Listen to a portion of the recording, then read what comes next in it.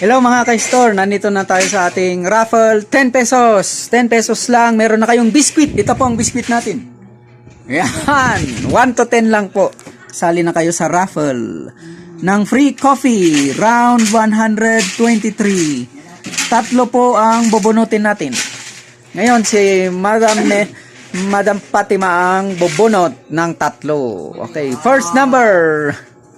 The lucky one. Wow, lucky na. Number 9. Lucky na. Si Madam Leonie. Okay.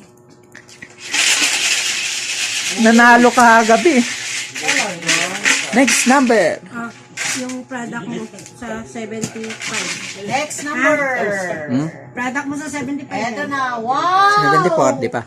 Ma'am Merina. Number 3. Sir Albert. Wow! Nalo siya.